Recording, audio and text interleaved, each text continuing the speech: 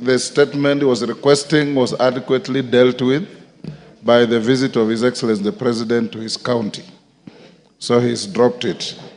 Thank you for saving our time and acknowledging that your issues have been addressed. Let's go to questions now. Can you bring in the minister? Namwar. Yes. Thank you, Speaker. I have a pending statement that has not been resolved to date, Your Excellency, Your Honorable Speaker. See the clerks at the table or the table of office so that it can be put on the order paper tomorrow.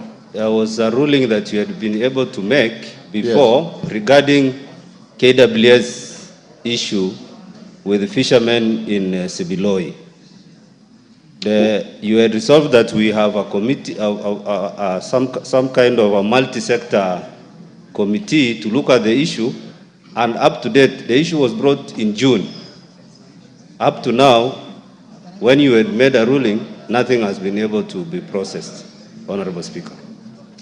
I advise you, Honorable Namwar, to see the clerk at the table so that they can bring to the attention of the Speaker the issue that you are raising.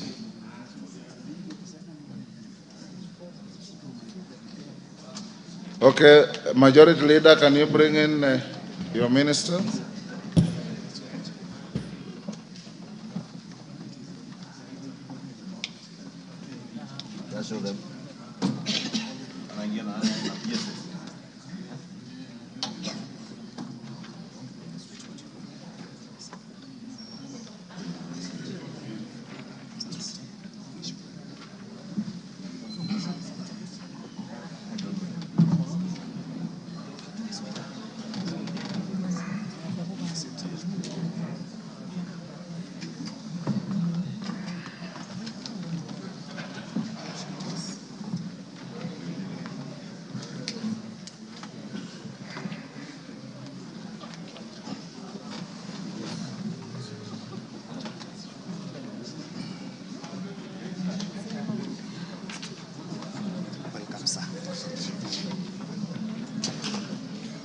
Honorable members, the CS for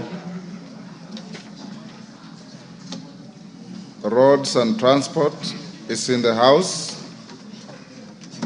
to respond to your questions. Clerk, I have received communication from two members, Honorable Kili Daniel Carrido, to defer his question, and Honorable Paul Musimi Zengu to defer their questions, so when we reach them, you skip them. Honorable Chirchir, welcome to the House, and honorable members, as we always do, the questioner asks his or her question. I'll allow one joyrider to each question. Question 167 of 20, not standing for him unless there's a written request to the Speaker. Question deferred. Question 168 of 2023, member for Mwingi, that one is deferred. Question 178, member for Kinango, the Honorable Gonzi Rai. Go ahead. Mr. Speaker, I beg to ask question number 178/2023. Sorry, hold there. I had skipped one page. We have two questions by private notice. The first one by Wakili Mureu. We'll start with the questions by private notice. Wakili Mureu, that is question 013 of 2024. Thank you, Mr. Speaker. I rise to seek for answer to question 13 of 2024. And I start with question number 1. Could the Cabinet Secretary provide the current status of any negotiations for a concession agreement between the government and the Adani Group regarding the management of Jomo Kenyatta International Airport. The second question, Speaker, state the details of any consultations and public participation engagements that have been undertaken by the Ministry of Roads and Transport regarding this matter in line with Article 10 of the Constitution. Number 3, clarify whether there is full compliance with provisions of Article 10(2) of the Constitution on the principles of governance, including but not limited to upholding good governance, integrity, transparency, and accountability in the discussions on the proposed transfer of management of Jkia. And the fourth question, confirm that in accordance with provisions of Article 35 of the Constitution, publishing and publicization of all information relating to the proposed agreement between the government and Adani was affected. Thank you, Mr. Speaker. Minister.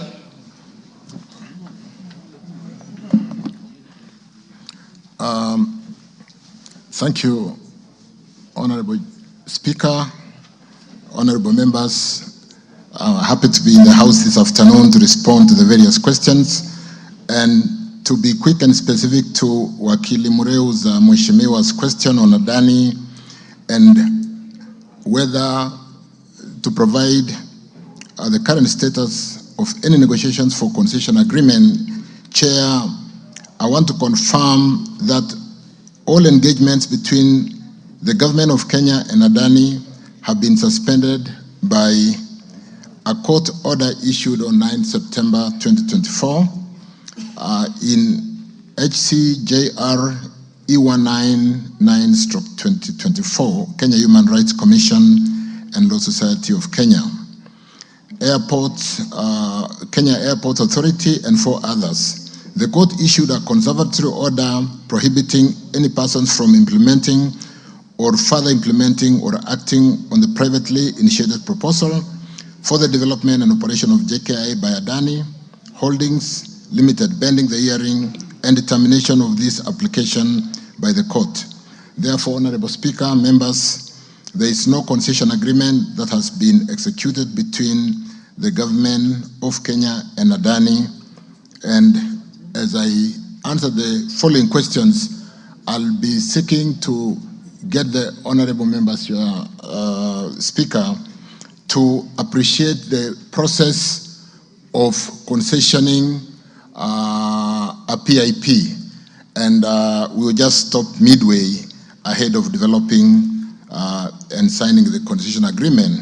And so we are going through the court process and using that as a public participation process to ensure that we do provide all the information and ensure that all Kenyans are fully appraised on this new investment platform that will bring in foreign investment and help us to grow some of our infrastructural that we need to develop.